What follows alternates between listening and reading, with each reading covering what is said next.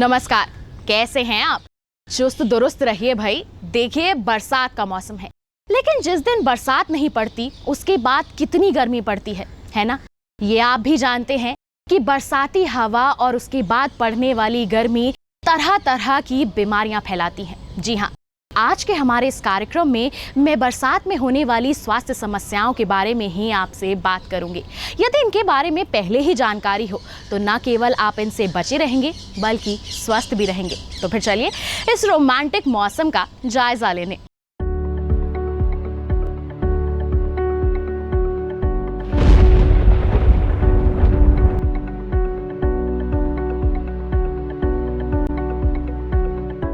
Monsoon की रिमझिम बारिश हमें चिलचिलाती गर्मी से राहत तो दिलाती है, मगर यही मौसम केवल बुजुर्गों को ही नहीं, युवाओं, महिलाओं और बच्चों को भी बीमार कर देता है।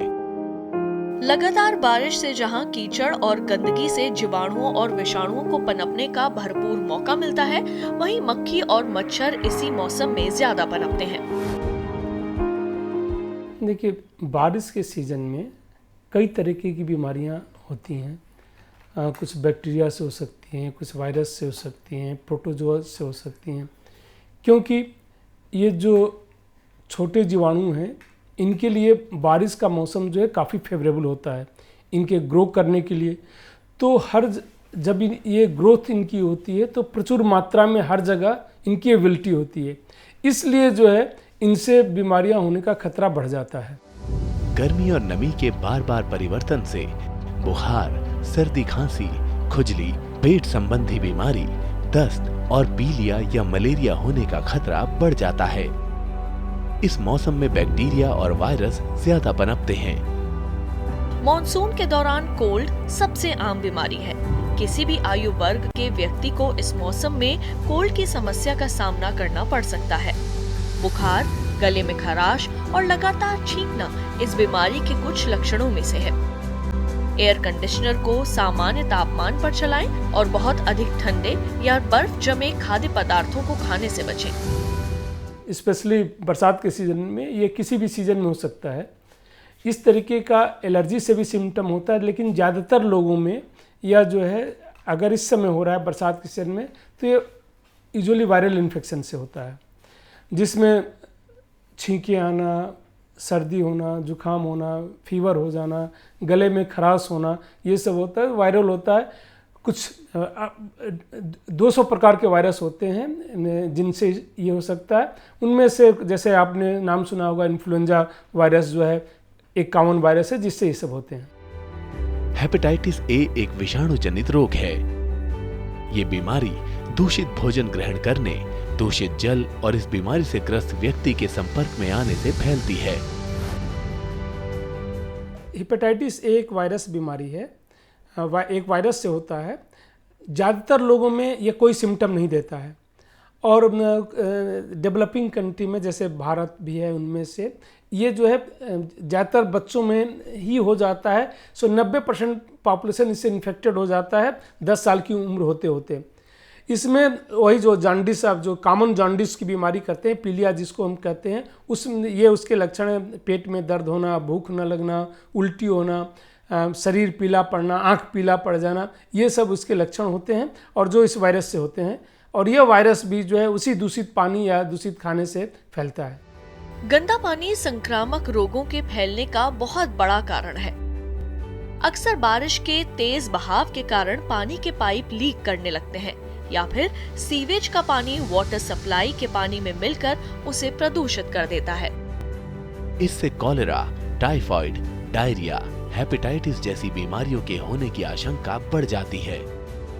इस मौसम में पाचन तंत्र कमजोर हो जाता है, जिससे शरीर का इम्यून सिस्टम गड़बड़ा जाता है। शरीर की रोगाणुओं और विषाणुओं से लड़ने की ताकत कम हो जाती है। दूषित पानी और भोजन से हैजा होने का खतरा बना रहता है।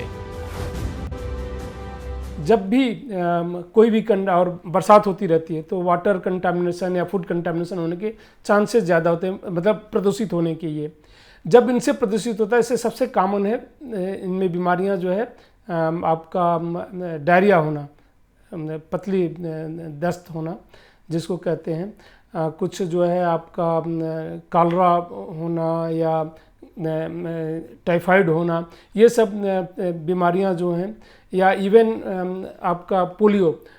फॉर्चुनेटली हमारे देश में इस समय पोलियो से निजात पा लिया है, लेकिन फिर भी इन्वायरमेंट से ही जो है ये गंदे पानी से कभी भी हो सकता है। सो ये सब बीमारियां जो है कॉमन होती हैं, और स्पेशली अंडर 5 चिल्ड्रन में, जो बच्चे हैं जो 5 साल से कम की उम्र में, पूरे विश्व में इंक्लूडिंग एशिया एंड अफ्रीका जो भी डेवलपिंग कंट्री है, उनमें इनसे काफ़ी ज़्यादा मौत भी होती है, डायरिया और इनसे। हैजे से बचने के लिए खान पान की चीज़ों पे ज़्यादा ध्यान देना चाहिए। खुले खाने को न लें जिसपे मक्खियाँ ये सब बैठे, क्योंकि ये जो है फूड से ज़्यादा ट्रांसमिट होता है।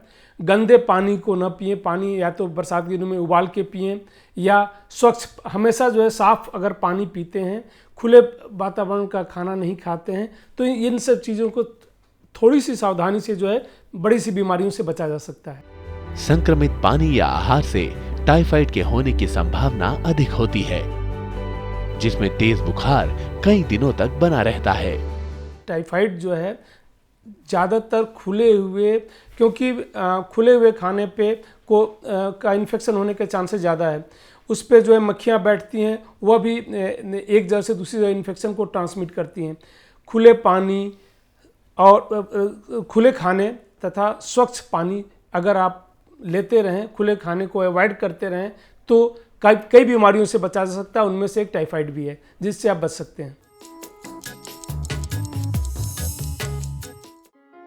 कौन कौन सी हैं सरकारी योजनाएं?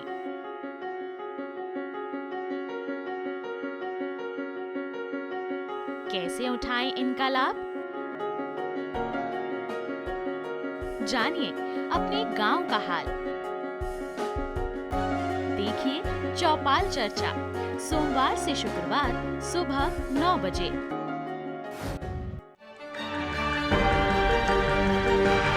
कहाँ चलेगी शीतलहर? कहाँ पड़ेगी बर्फ? किधर गरजेंगे बादल? कहाँ खिलेगी धूप? किस इलाके पर है तूफान का साया? और कैसे करें खेती? देखिए मौसम खबर लाइव रोजाना शाम 5 बजे और शाम 7:30 पर।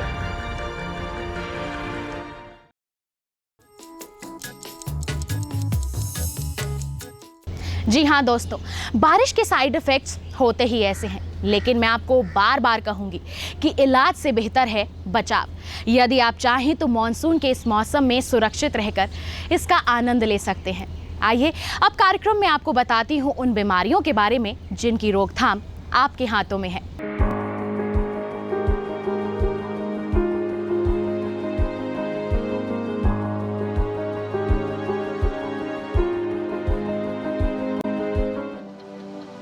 बरसात के मौसम में आप पर हमला करने वाले सभी रोगों में सबसे आम है मलेरिया।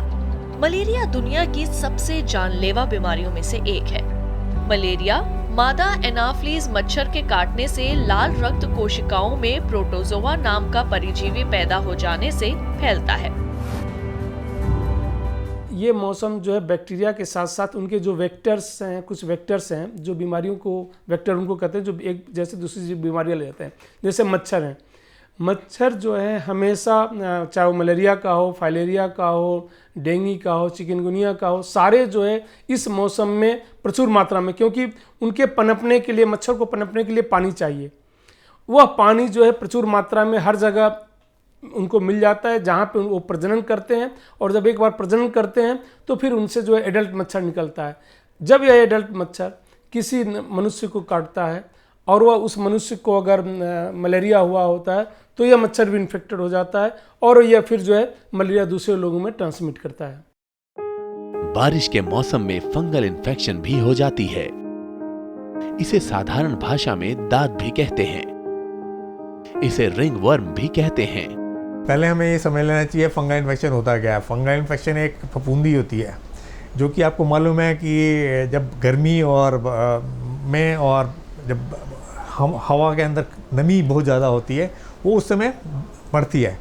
तो यही कंडीशंस होती हैं जिसके अंदर कि मनुष्य के शरीर के अंदर भी अगर गर्मी बाहर ज़्यादा है और ह्यूमिडिटी यानी कि वातावरण के अंदर काफ़ी ज़्यादा ये ह्यूमस है, तो उसमें फफूंदी बढ़ने का पूरे चांसेस होती है। तीसरा ये होता है कि लोग इस किस्म के कपड़े पहनते हैं जिससे कि ये सब यानी कि टेम्परेचर बढ़ना और ह्यूमिडिटी शरीर के ऊपर बढ़ना, वो सब अंदर ही बॉडी के अंदर क्रिएट कर देते हैं, जिसके कारण कि ये फफूंदी यानी कि फंगस बदन पे आ जाती है।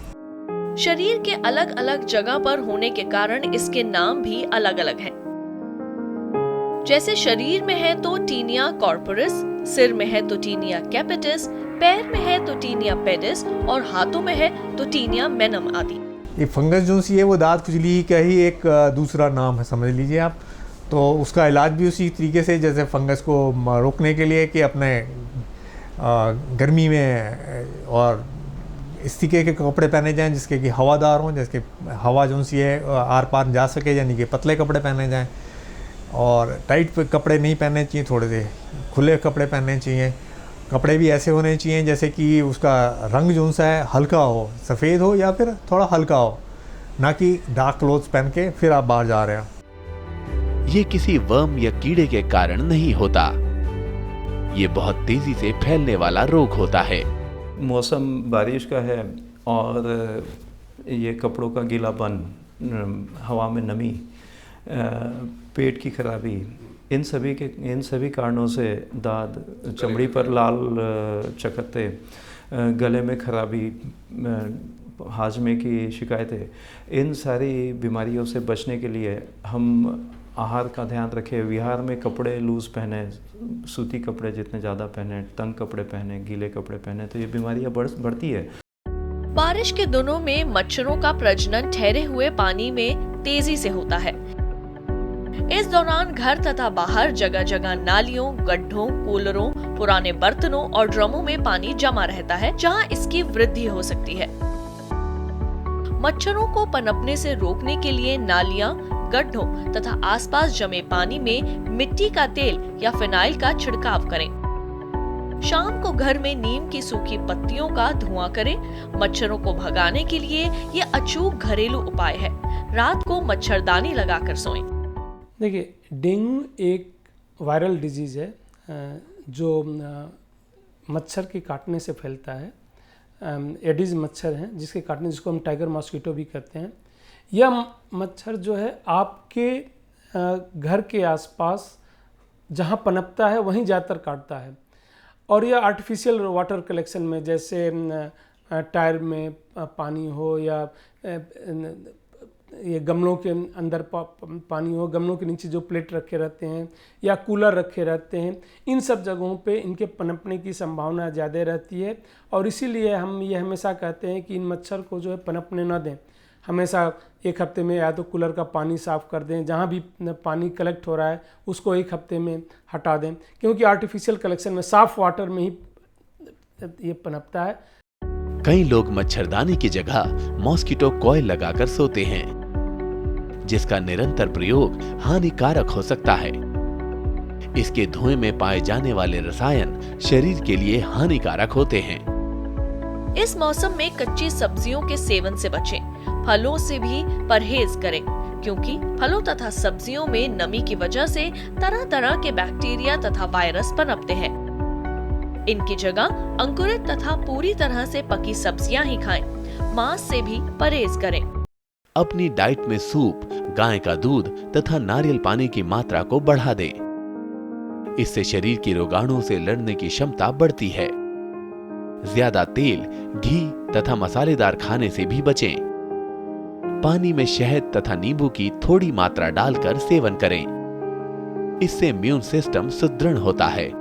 आप सब कुछ खाएं, आम का सीजन है, फल का सेवन हमेशा करना चाहिए।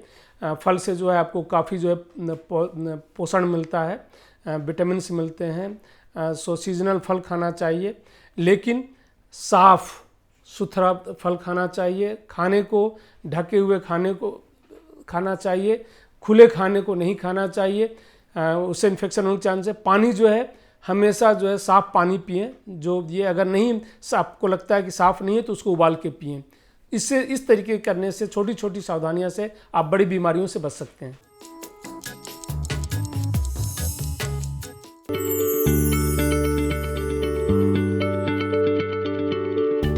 क्या आप किसी बीमारी से परेशान हैं?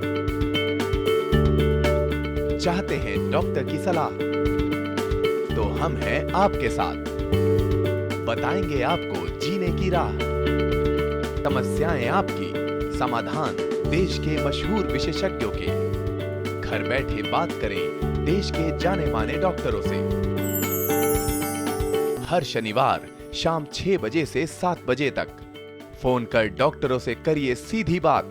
हमारे लाइव प्रोग्राम स्वस्थ किसान में हमारे टोल फ्री नंबर हैं 1800-113060 और 1800-113061। ये कामयाबी है अन्नदाता की। एक कहानी है खेत और खलिहानों की। कैसे करें अपने पशुओं की देखभाल, जानिए गांव-गांव के किसानों का हाल। देखिए गांव किसान सोमवार से शुक्रवार दोपहर 12 बजे। सचमुच दोस्तों, बचाव से बेहतर कोई रणनीति नहीं होती। जरूरत है तो सही जानकारी की। आइए बताती हूँ आपको कुछ और बातें। इस मौसम में थोड़ी सी लापरवाही से बैक्टीरिया तुरंत शरीर को नुकसान पहुंचाते हैं, इसलिए सुबह शाम ताज़ा भोजन ही करें। इस मौसम में पानी की अधिकता वाले खाद्य पदार्थ जैसे चावल, दही, लस्सी आदि का सेवन नुकसानदेह साबित हो सकते हैं। लहसुन और लहसुन के पेस्ट का प्रयोग अवश्य करें। लहसुन न केवल खाद्य पदार्थों का स्वाद बढ़ाता है, बल्कि ये हृदय के लिए भी बहुत फायदेमंद रहता है। फ्रिज में रखा खाना एकदम नहीं खाना चाहिए। अगर खाना भी है तो पहले निकाल कर रख लेना चाहिए। ये तो बात हुई मॉनसून मंत्र की। आइए अब चलते हैं उस ओर जो जीवन को जीवन से जोड़ने का मंत्र है। जी हाँ, योग, जो भगाए हर रोग। शरीर को स्वस्थ करना हो तो योग करो, मन को स्वस्थ रखना हो तो योग करो, और मस्ती के साथ जीवन जीना हो तो योग करो। बीमारी कोई भी हो, हर बीमारी को दूर करना हो तो योग करो। मन को शांत रखना हो तो योग करो। बुद्धि का विकास करना हो तो योग करो। पर्यावरण को शुद्ध करना हो तो योग करो। और घरों में जो कलह पैदा हो रही है, आपस में झगड़ते रहते हैं, उस झगड़े को दूर करना हो तो योग करो। और मुक्ति चाहिए, अपने स्वरूप से जुड़ जाना हो तो योग करो। जीवन में जो चाहिए सब योग देगा, बस जरूरत है योग की शरण में आ जाओ और रोज योग करते चले जाओ। फिर जब जीवन में योग घट जाएगा, आपका जीवन सुंदरतम हो जाएगा। आज हम वही कुछ अभ्यास सीख रहे हैं जो पूरे शरीर के लिए, हमारे मन के लिए, बुद्धि के विकास के लिए बहुत जरूरी है। वो अभ्यास जो अधिकतर बीमारियां पैदा हो जाती हैं, चाहे वो गर्दन का दर्द हो, कमर का दर्द हो, घुटने का दर्द हो, तनाव हो, ये जो मुख्य बीमारियां हैं, मोटापा है, डायबिटीज है, कुछ अभ्यासों के माध्यम से इनको हम ठीक कर सकते हैं। तो आइए सीखते हैं योग का अभ्यास।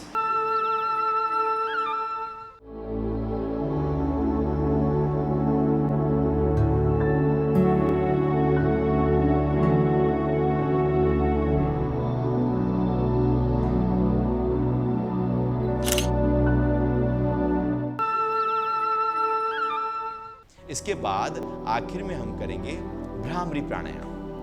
ये भी मन के लिए बहुत अच्छा अभ्यास है, जरूर करना चाहिए, सबको करना चाहिए, क्योंकि मन तो सबका बिखरा हुआ है। सिंपल है, सांस भरते हैं, सांस निकालेंगे तो भंवरे जैसी गूंज करेंगे, जैसे भंवरा फूल के ऊपर मंडराता हुआ कर रहा हो, जैसे मुंह बंद करके ओम बोल रहे हो। तो सांस भरा हमने, अंगूठों से कानों को बंद कर लेंगे जिससे आपके कानों में बाहर की आवाजें न जाएं। 3 अंगुलियां आंखों पर रख लेंगे जिससे मन में कोई विचार ना आए। एक माथे पर रख लेंगे जिससे ध्यान यहां पर लगा रहे। ऐसे सांस भर लो,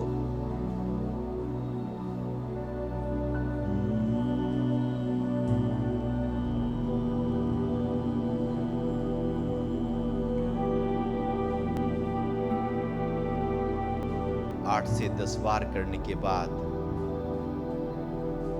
आंखें बंद ही रखते हुए कुछ देर के लिए ध्यान में बैठे रहेंगे। मन को शांत करके माथे के बीच में लगाए रखो। कुछ सोचो नहीं, बस बैठे रहो अपने साथ और केवल अपने साथ। संसार का कुछ सोचना नहीं। ख्याल आएगा, मन को हटा लेना, वहां से ले आना माथे के बीच में। बैठे रहो, ध्यान हो रहा है। प्राणायाम के बाद थोड़ी देर ध्यान में बैठने से मन को और ताकत मिल जाती है। उसके बाद हाथों के तेरे रगड़ें, घर्षण करें और हथेलियों को आंखों के ऊपर रख लें। आंखों के आगे थोड़ा अंधेरा होगा, मन शांत हो गया, हथेलियां हटाकर आंखें खोल लें। तो ये अभ्यास था जिसको हम रोज करके स्वस्थ रह सकते हैं, हमेशा फिट रह सकते हैं। बस जरूरत है आधा घंटा, 25 मिनट, 30 मिनट रोज निकालो और रोज स्वस्थ रहो। सिंपल अभ्यास है, सभी कर सकते हैं। उम्र कोई भी हो, बीमारी कोई भी हो, इस अभ्यास को किया जा सकता है। बारिश के इस मौसम में जितना अपने घर को सहेजना जरूरी होता है, उतना ही अपनी सेहत को भी। बादलों से भरा आसमान, मूसलाधार बारिश और चारों तरफ हरियाली से भरे इस मौसम में आप प्रसन्न रहें, स्वस्थ रहें। इसी के साथ लेती हूं आपसे विदा। फिर मिलूंगी आपसे और पूछूंगी कैसे हैं आप। नमस्कार।